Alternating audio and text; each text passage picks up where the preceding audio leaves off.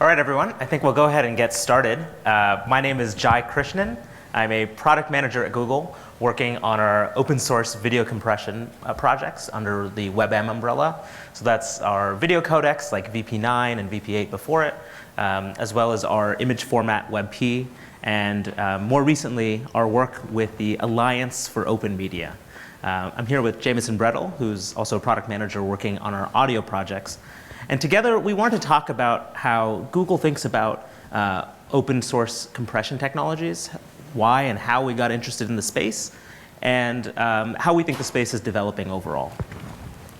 So I wanted to start off by just talking a little bit about why Google cares about this space at all. It's a little unusual for Google to be in sort of a broadcast streaming type event, but I think it's something that's becoming more and more relevant to our business and how we approach the experiences our users care about. So you can imagine that there's a lot that Google's doing that's sort of developing in this space. There's the announcements from last month about new VR projects and new hardware in this space, sort of a fairly long history at this point of developing technologies that require more bits and more compression and more capacity overall. But really, I think the story for how Google thinks about the space is all about places like this. This is actually a photo just grabbed from the web of an aerial shot of New Delhi in India. And the scale of population that we talk about when Google really looks at taking its services globally really dwarfs anything that we view in the US or in most developed markets. A lot of our core technologies and our core products are seeing most of their growth happening abroad in really densely populated and in some cases poorly connected areas. And so the challenge ends up being, how do you get your services that have been developed on fairly modern and Western broadband capabilities out to these new areas? And really the problem only gets worse when you factor in the fact that Google is actively trying to bring the web to more places. So we have projects like I'm sure you've heard about, our balloon efforts to bring Wi-Fi to new regions. All of these projects are great, but they also are bringing sort of the lowest capability of bandwidth to these new locations. We're finding that growth in sort of the 2G network capability is where we're seeing our largest appearance of new internet users. And so these are folks who are experiencing the web for the first time and are still trying to get the same experiences that we've provided for years on connected devices, on Ethernet capabilities, or 4G networks. So the challenge is ultimately getting harder, and really it comes back to this, right? If you want to bring this entire region to the web, you're going to have to come up with new approaches. And so we're faced with a couple of options. You have the choice of compressing more, or the choice of increasing sort of bandwidth capability overall, and actually bringing better connections to users. And thankfully, it's not an either or. Google's certainly involved in both. But what we find is that the opportunity to improve your compression capability actually ends up scaling much more easily. Even if you look at something like hardware, which is sort of traditionally viewed as less scalable than software improvements, a improvement in chipsets ultimately ends up scaling to a large number of users much more rapidly than choosing a specific location that's going to get an improved bandwidth capability in their internet connection. And so really what we see is that if we're trying to tackle problems at scale, compression ends up being the most effective way to do so. So that's the why we care story. The question then becomes how we actually got involved in this space. Because I think there's a lot that has gone well. So if you go back to about 15, maybe 20 at this point years ago, at sort of what the web experience for video playback or media playback looked like, you'll find you kind of bring back pop-ups like these, right? I mean, these are sort of relics from the past that we all remember of sort of what the world used to look like. And the story without interoperability, without having clear web standards, was an ugly one ultimately for our users. You couldn't play back the content you wanted. You didn't have clear understanding of what you could or could not play back. And it was really just messy for everyone. And I think in a lot of ways, we can talk about that being solved with the success of 264. The sort of widespread usage and standardization in some ways around 264 actually has alleviated a lot of the codec playback problems that we experienced before the standard came out in 03. But there are a few challenges that come up with the sort of traditional MPEG development process that we've noticed over the years. The first one being simply the development cycle. I think the traditional period of time required for a new standard to appear in the broadcast space of a decade, maybe even a little bit more, has been slower than development has happened on the web. And I think development that we've been able to do, even just within the Google ecosystem on the web. And as sort of even more parts of the industry move to choosing an IP approach or imitate those web approaches, we think that there's an opportunity to move faster there. But there's also a fundamental difference with royalties themselves, right? I mean, royalties produce a different incentive in your development process than sort of a free and open standard. There's an incentive in order to have your technology and your patents licensed in the final product, as opposed to primarily choosing a technology basis for just determining what the best technology will be and determining what the best final product will be when you create a new compression standard. Now, I think MPEG has done a great job of mitigating that incentive by having a lot more discussion involved and having a lot of checks and balances in place when developing a new standard so that it prevents sort of wrong incentives or bad actors from taking over the group. However, I think it takes a lot of effort and a lot more time in order to have those checks and balances. And we think that a royalty-free standard provides an alternative that develops more quickly with the right incentives in place, which is, can you produce the best technology outcomes for your users and for the stakeholders involved? There's also the challenge with web development itself. And that's something that we've actually started to see. And so the Visor folks I think it's actually just one guy who kind of developed a screencasting Chrome extension in order to be able to view your Android device through any Chrome browser. So it allowed for sort of the remote desktop of Android devices, essentially. And this was an application that was developed for free, pretty quick to release, and was using 264 encode and decode in order to handle the streaming from the device. And sure enough, ultimately there were challenges from the MPEG-OLE patent organization challenging that the usage of that technology was not licensed and needed to be charged even though it was a free product. Now, as I'll talk about in a second, there were a few things that existed in the ecosystem that allowed for this technology to develop regardless.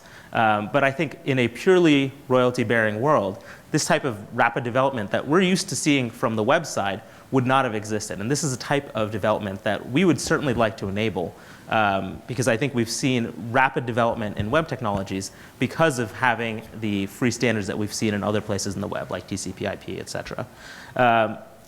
But finally, there's the aspect of uncertainty. And I think this is something that folks in the room are a little more familiar with HEVC, and we're seeing it in other parts of the ecosystem, things like Dash potentially having licenses around MPEG as well. There are a number of places where I think the challenge of uncertainty and the uncertainty around licensing ultimately prevents technology adoption and slows down the ecosystem overall. And what we think is that by having a stance from the beginning that you are going to have a royalty-free product, we're seeing more rapid usage of some of the new technologies we've developed on our side. So what does that actually start to look like when Google does get involved? Well, about 6 years ago now, Google purchased Onto Technologies, who had been a player in the codec development space, developed VP6, used extensively with Flash, and went ahead and open sourced a lot of their technologies and used the sort of patent holdings that that company had developed over time in order to release VP8 under the WebM umbrella in 2010. And there's some immediate effects that we noticed. And again, I'm not promoting this as pure cause and effect. This is purely a correlation observed after the fact. But the fact remains that for MPEG-OLE, the 264 streaming royalties on internet devices was a position that was in discussion quite a bit leading up to 2010. And we noticed that pretty much immediately after VP8 became available, those royalties were guaranteed to not exist by MPEG-LA. Now, that to me is a sort of clear sign that having a free and royalty and open source alternative to a royalty-bearing, essentially monopoly, does start to provide better outcomes for users ultimately. Because if you go back to that Visor example, they were ultimately able to take advantage of the 264 decode capability in Chrome, as well as the encoders guaranteed by Cisco, in order to keep their app running, in order to keep sort of their web technology developed. But that's not an outcome that I think would have necessarily happened had there not been a WebM project and a VP8 and sort of an open source alternative to 264. So basically, before we even really released any code or had any usage of VP8, we already started to see some benefits to the web ecosystem. But of course, Google didn't stop there. We started to actually develop an ecosystem with VP8 and particularly with VP9, getting a number of partners from the browser side to adopt, and then progressively entering the hardware market as well in order to have accelerated decode on consumer devices, on a wide range of Android TVs. At this point, sort of over 2 billion decode endpoints for VP9, as well as sort of on the order of 200 million hardware devices. And that's a number that I think we're going to see considerably growing this year and into early next year as sort of the next generation of Android N phones start to get released with hardware acceleration on pretty much all the major chipsets. So what we started to see is that beyond just having sort of a philosophical stance or a theoretical project, we started to really develop an actual ecosystem around VP9 and around open source development in a very compressed time frame. This is in about 5 years, or half the development cycle of what we've seen for traditional broadcast standards. And really the proof is in the pudding, right?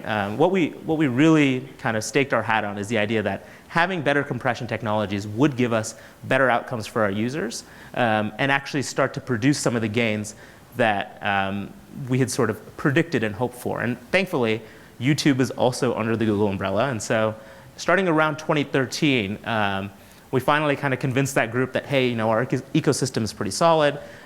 We've got adoption in Chrome and in Firefox at this point. Let's see what happens when we start to do some playbacks using VP9 in YouTube. Now, to give you a sense of the scale of how an experiment in YouTube works, I think within the first year of release of VP9 within the YouTube ecosystem, we were seeing something like 25 billion playbacks. And so our ability to do A/B testing is about as rigorous as you can get in terms of serving 264 to a randomly selected population and serving a new VP9 encoded set of videos to Chrome browsers or Android browsers or Android devices that have VP9 decode capability. And so we actually started to see the results. So this was the improvement in video load time, which we saw as sort of a critical part of the user journey. A key moment where someone decides, you know what, I'm not going to actually wait to watch this video, is when it just sat buffering and not actually loading. And so we actually managed to see this time go down pretty much across the globe, particularly in places where network capability wasn't as strong, or maybe where videos were less likely to be cached.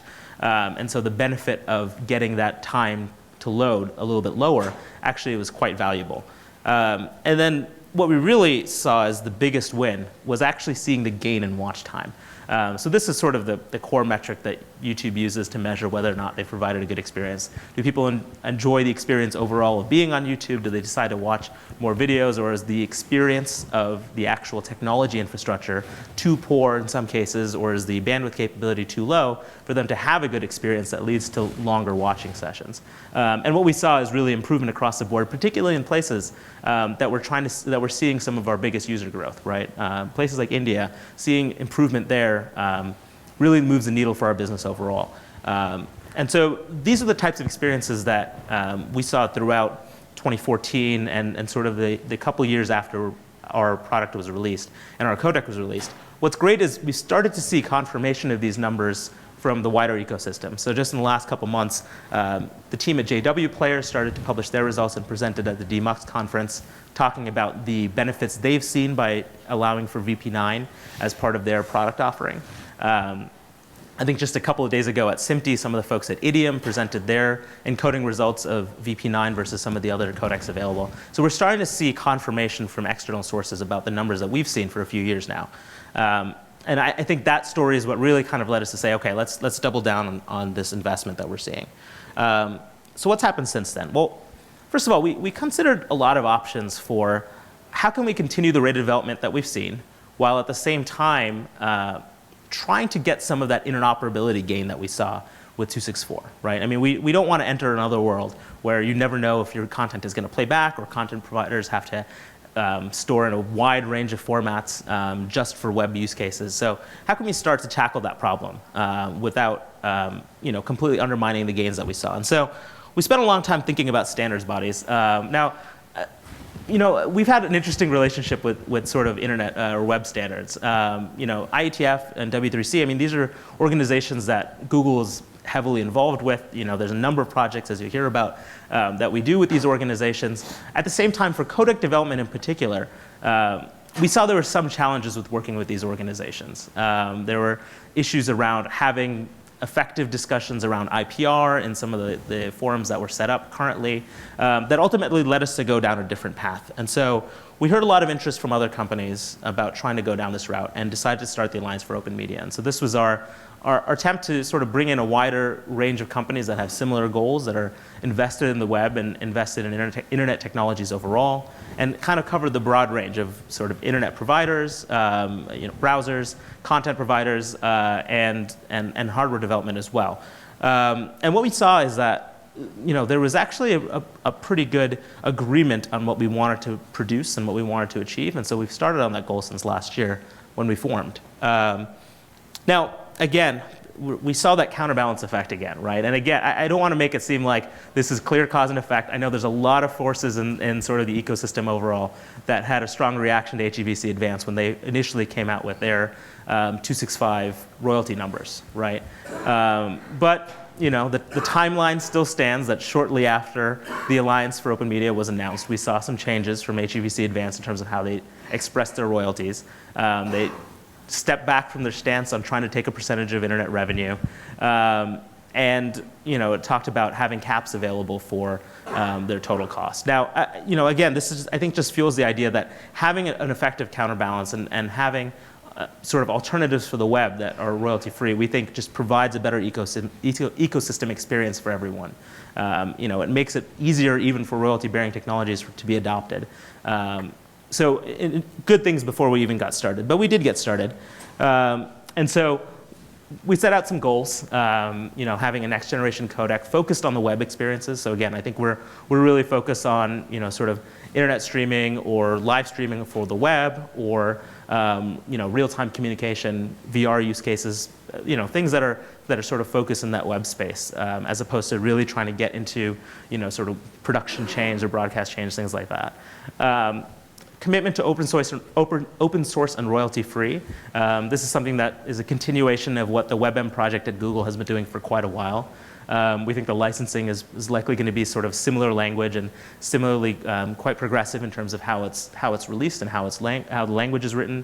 Trying to hit a target of 50% better compression than VP9. That's primarily focused on use cases for VOD streaming, but even though there's a wider range of use cases that we're hitting, and there might be some differences in compression efficiency for each use case, I think you can imagine the Netflix, YouTube, Amazon type use cases, what we're trying to hit with that 50%. And then have a goal of being more interoperable than we already have been. I think in many ways, the WebM project within Google maybe got further than we expected it would in terms of getting interoperability. We started to see just in the last year some more adoption from other browsers at other companies, and have productive discussions about other platforms supporting. But we really wanted to take the next jump and have something that from the day one was committed to being interoperable across web devices, and that's really what we're trying to target.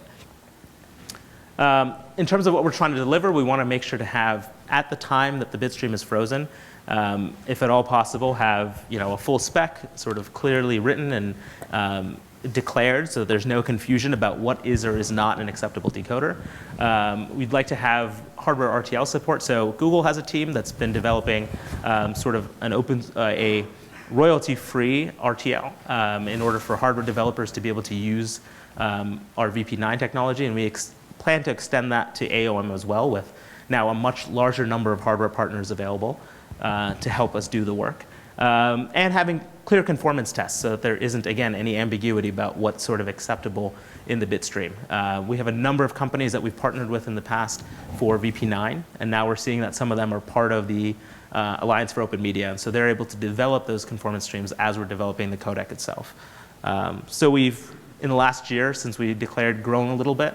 We've gotten a number of companies who want to join, and I want to stress, these are all companies who have sort of completely committed to the IP structure of the alliance, right? So they're basically saying, look, we're agreeing that we're not going to have any IP that's going to infringe on AOM, and that we're committing to sort of the full ideals of the group. There are a number of companies that are also interested in working with implementing AOM that, for whatever reason, haven't been able to join. But I don't want to make this list seem exhaustive as to the number of devices or number of content providers who have come and spoken with us or the wider AOM group about implementing. That list is actually quite large and wouldn't fit on a slide. So we're really excited about what we've seen.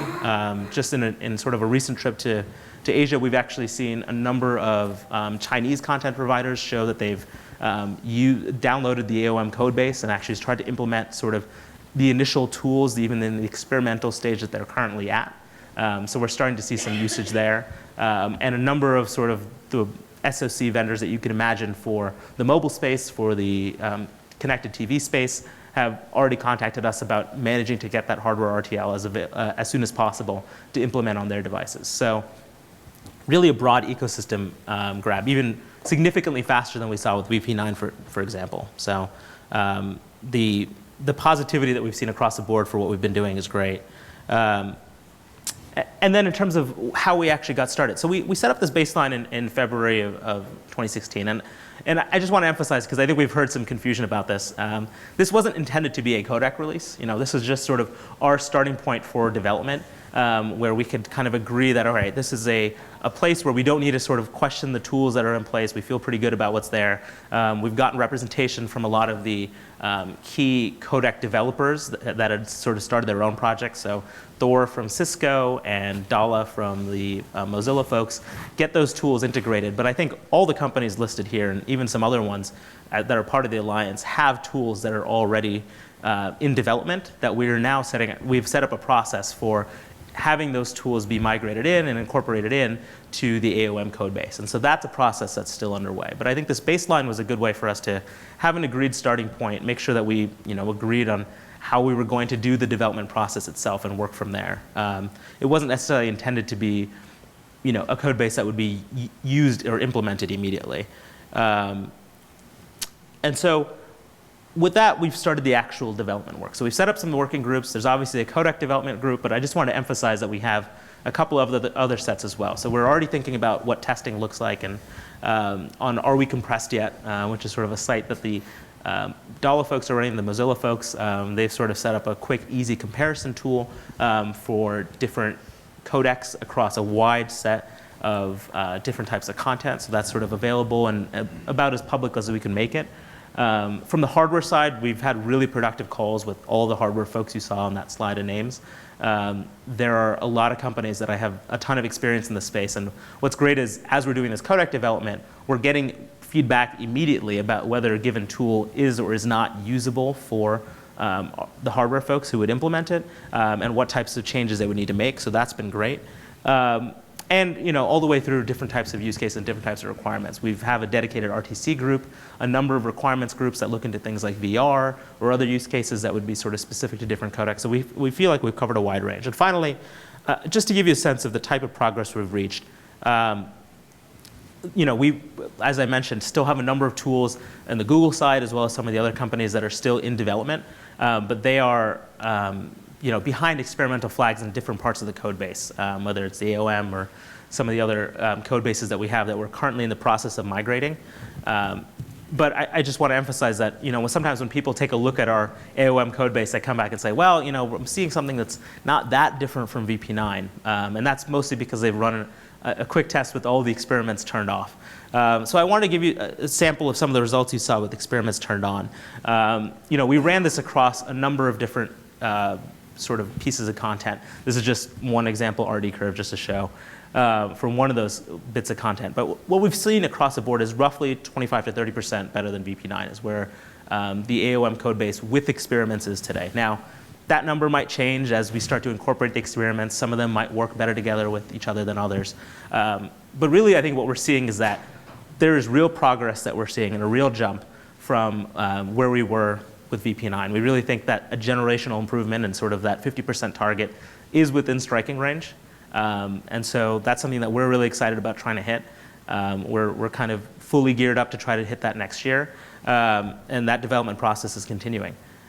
So happy to take any questions at the end about that. But before that, I'm going to turn it over to Jamieson to talk about our efforts in audio. Thank you, Jai. One of the common questions I get in audio is, most things sound pretty good right now, so what's next? And really, it's kind of an exciting space because as content on the video side becomes more immersive, more VR content, more 360 content comes out, we have to catch up in the audio space and provide those same type of immersive and 360 type of experiences. And at Google, we have a few platforms that are trying to portray that VR type immersive environments, and that's the Daydream and Cardboard platforms that are probably the most commonly known around VR spaces, especially the mobile VR space. But also YouTube, and YouTube is a major player of 360 video content and producing 360 videos that you can experience both in the browser, on your mobile device, and in future on other types of screens. So what I want to focus on is what we're doing for the audio experience on YouTube for 360 content, and really look at the workflow and the compression techniques that we're working on for 360 audio. So the real driver for that is when you're in these VR experiences and you may have your display, your goggles on, and some headphones, you want to be able to rotate your head around, and as the scene rotates around you, so too the audio should rotate. And that really provides like a next level of experience, because initially when these tools came out, it was just stereo. And you're rotating your head, but you're still hearing the stereo track. So you might not even be looking at the person who's talking, but it's still coming as if it was from the front. So these are the type of technologies that we needed to develop to kind of give you that full 360 audio. And the first technique that we looked at is ambisonic audio. And what this is a mathematical representation of, say, the entire sound field around a point in space. So I'll walk you quickly through what this chart means. At the first level, the delineation part is like first order ambisonics. And what that really encompasses is this omnidirectional channel. So it tries to get, say, the ambient sound in all directions. And then adding to that are kind of channels like front and back, left, right, and then somewhat of a diagonal on the same plane. So you can imagine adding some kind of spatial information to that omnidirectional sound. So that's kind of like the base level of ambisonics. But as we start moving down, you can start getting higher order ambisonics. And all that means is that we're adding more precision in space in order to pick out certain objects in the room or in that environment. But the downside of adding more of these things is more bits, more information, more channels, and all that stuff. And we'll touch on what the techniques are that we did to kind of address this. So ambisonic compression, we think it's a great technology for streaming, just because we can, efficiently represent the entire spatial audio system with the fewest number of bits. And it gives a pretty good 360 experience for the user. And the first thing that we did was use first order ambisonics. And first order ambisonics, like I said, is a pretty simplistic view of what the environmental sound will be like, but we can also represent it in 4 channels, which is super nice because it requires a lot less data to send over the wire. So I want to walk you through what the workflow of adding, say, spatial audio is to, say, a 360 video, or just capturing that content in general. So right now, today, YouTube has this capability of uploading a video that contains ambisonic information. So when you upload it, you'll be presented a dialog that asks you to inject metadata. You say what your channel mappings are. We use an Ambix format with some pretty commonly documented ways to normalize or put the channels into YouTube. So you just click through there, save, and then it's uploaded. It's a pretty straightforward process once you go through the documentation. But in terms of like capturing and really getting ambisonic content, there's kind of only a couple different ways right now. And the first is with ambisonic microphones.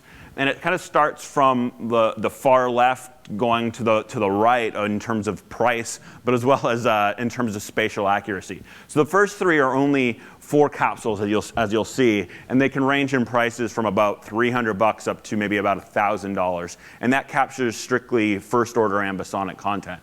The microphone on the far right has, I think, 32 different microphones in that same module and can capture up to 4th or 5th order ambisonics, but the price is also about $30,000. So you kind of have to trade it off as a creator on what you want, spatial accuracy or your budget. After that, you can inject all that spatial audio inside a DAW and be able to, a digital audio workstation, and be able to manipulate that audio in space and really process how you want it. So this can either be synthetic content or a combination of that ambisonic microphone captured, as well as synthetic stuff. Now, in order to like improve the workflow, a typical workflow might be create a video, upload it to YouTube, make that video private, and then listen to it back. And that's not exactly the most efficient way, since it's got a lot of different steps. So what we've introduced is a tool called the Jump Inspector, and this allows you to place your Android phone into your digital workstation, and in real time be able to hear what the sounds are. So when you're mastering it, you can have it on your phone and be able to see what the VR experience is like and have that audio circle around you. So it's just an easy way for tool creators to kind of get up to speed and create content quicker. If you're interested in more of the info, there's a link there, and if you can copy that down, you can get all the different steps. But now I want to talk about what we're doing with open source compression standards. So we thought it was very important to be able to compress this in a way that anyone could get. We want spatial audio to be on any device, whether that's a laptop, PC, phone, whatever it might be. You should be able to have spatial audio. So we used two existing audio codecs that were out in the market, both Opus and Vorbis, as our base platform, and decided that we wanted to make these two codecs support spatial audio and see what we get as a result. So the first thing that we did was with Vorbis, we just used a strict 4-channel mapping and cram 4 ambisonic channels into Vorbis and try it out. With Opus, we did the same thing, but we also did some modifications to the bit stream, or not to the bit stream, sorry, to how we represent the channels to give more weighting to, say, that omnidirectional channel. And the intent of that was to give a greater sense of spatialization by doing so. So we have a ton of recordings. We had over 20 hours of different ambisonic recordings that we chopped up into hundreds of thousands of different samples, and we ran it through, and we had 2 different types of measurements to judge their quality. One being Visqual, which is another open source tool for measuring audio quality, as well as an internal tool that we have that measures directivity. So it measures how accurate we're representing, say, a sound in space versus the original. And the results we got were pretty fascinating. Like if we look at where we were with, and there's 3 on this graph: Vorbis, Opus, and then our newly mapped Opus with more bits to the omni channel. And what we found was that the audio quality actually gets significantly better with Opus on average with the newer Opus on average than previously, and the directionality goes way up as well. So when we measure it, we were able to see that we're closer representing the original. But there's plenty of room to grow, since, as I mentioned earlier, we're only doing first order ambisonics right now. So if you look on the limitations, it's as if like a point in space is as large as a beach ball right now. When in fact, when you start moving to like higher order ambisonics, you can start getting like further granularity of space. So you can have that beach ball diffuseness start getting closer to, say, a baseball in space. So you can start really being able to pick out where sounds are coming from.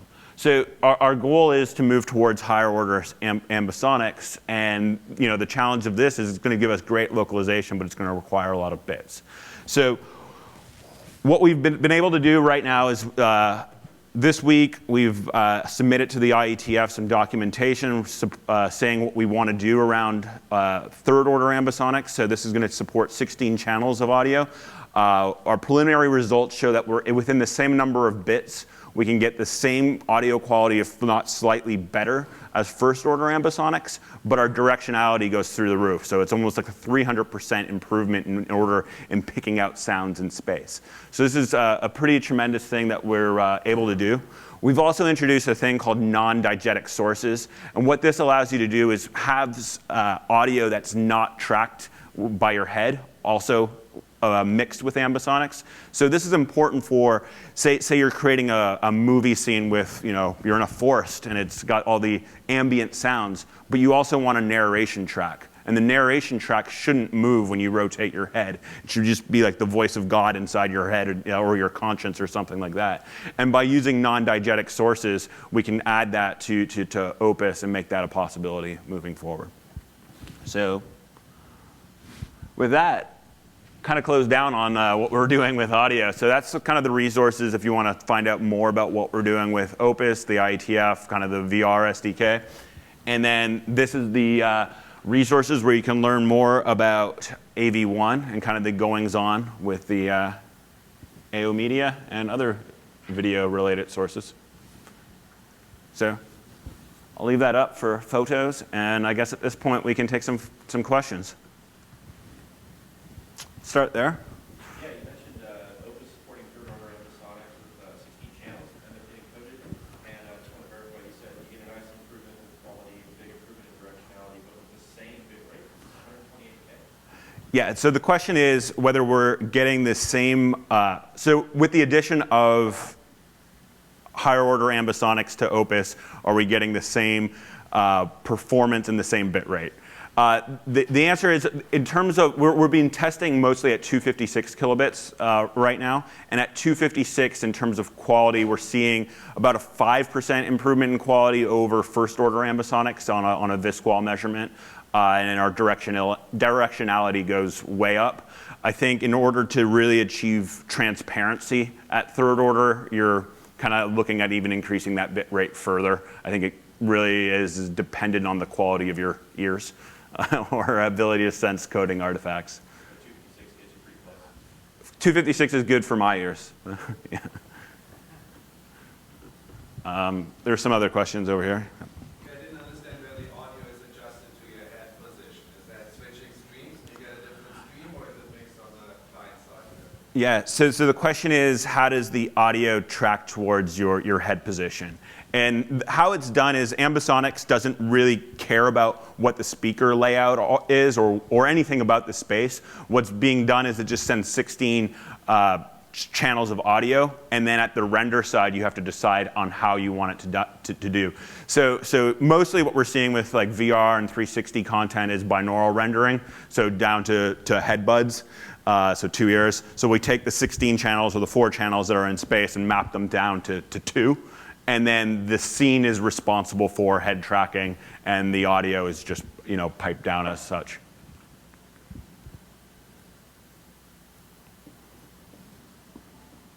Anything else? Any video questions? Or? Yeah. VP9, is there the same level of support for VP9 and MP4 container across the Google platforms that there is with WebM and VP9? So I think that's, the question was basically whether VP9 in MP4 is supported across Google platforms in the same way that it is with WebM. That's obviously a fairly new spec, so it was just recently, I think, approved through -IF, the submission that Netflix had made, which we definitely supported. In terms of support, I think it would depend on the product area, is what it boils down to, right? I can imagine something like YouTube ingest, that's probably going to come pretty soon if it's not already there. In terms of whether Google products are going to be serving in an MP4 container or some of the products that maybe don't handle different updates in video as often as YouTube, that might take a little bit longer. But we can certainly talk offline about specific use cases. Yeah.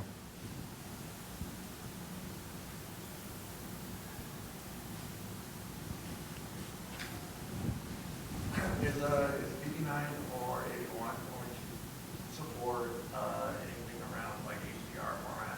Sorry for you guys to say the buzzword. No, that's buzzwords are what we're here for. So HDR is currently supported in VP9 in Profile 2. So we've had some significant success, I think, in the last year in terms of getting hardware decode support for Profile 2. The work is well underway, and I think you can probably follow it for support in Chrome, things like that.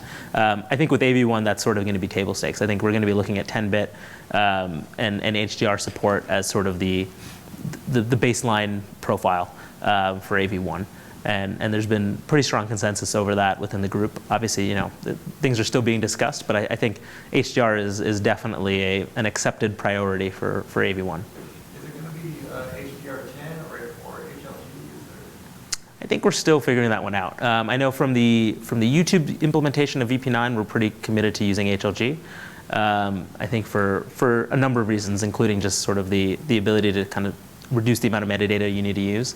But I think for AV1, that's still kind of under consideration.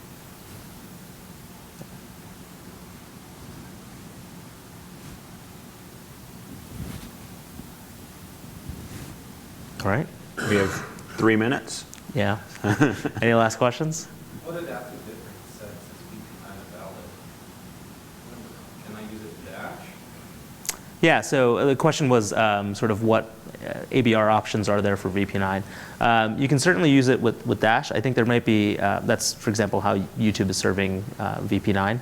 I believe it would be available for sort of HLS or other options as well. It would sort of mostly depend on sort of your player and playback options, whether that would be supported.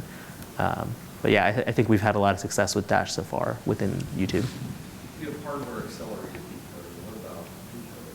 Is it valid to use it in the live streaming workflow, or is it more tailored towards video? Yeah, so the question was whether encode for live would be an option as well. And the answer is certainly yes, right? So libvpx is sort of the open source encode and decode software implementation that we provide and use at Google. So YouTube, for example, uses libvpx on the encode side, or vpx-enc, more specifically, to actually handle its encodes. And we've been doing that with VOD for quite a long time and have recently started to see success with live as well. So if you use some of the YouTube live products, I think for most streams that you use at this point, you'll be getting VP9 if you're on Chrome or on a VP9 compliant device. And we're kind of even ramping up the usage there. So we've certainly seen success on it for live. That said, I think we're aware that not everyone has the exact same implementation trade-off priorities as YouTube, right?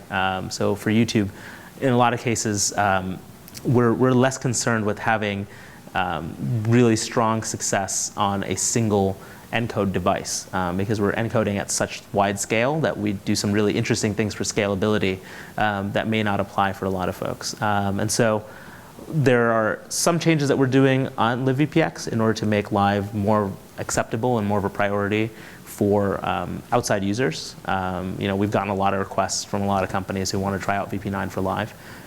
So that's definitely one possibility. And then we actually started to see a lot of partners start to pick up their own implementations of live options in the ecosystem. So Idiom, for example, is an encode company that's been working on a live VP9 encoder for quite a while.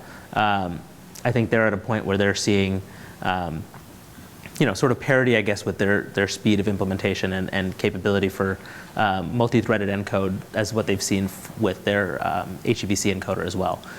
So they're at a point where they're, I don't want to speak for them, but I want to say that they have hit 4K 30 and are working at 4K 60 for a live encode on sort of a traditional broadcast encoding device like an Intel implementation. So I think between what's available through libvpx and what's happening in the ecosystem, I think live is certainly going to be coming soon if it's not already there in terms of a useful full-scale broadcast implementation. Certainly at lower resolutions, I think you could use an FFmpeg implementation and go for it yourself and have that work just fine today. So I think the options are definitely there. Yeah. Is that same sense of development with having better performance for kind of scaled up situations, multi-threading and whatnot? Is that the same sort of mindset going to apply to AV1 development as well? Yeah, so the question is whether multi-threading would be a priority for AV1 development. And I think the answer is definitely yes. Again, I mean, with a wider group of companies working on it, we're able to hit a wider range of use cases sort of from day one. You can imagine that someone like Netflix is interested in a very, very slow encode that's single-threaded, and they're happy to take all the time in the world to encode each of their videos because they don't have too many. But if you look at, sort of the Cisco's of the world, Google as well for a lot of use cases, doing a really effective live encoding in real time becomes useful both for broadcast and for sort of real-time video use cases. So I think that's definitely going to be a priority.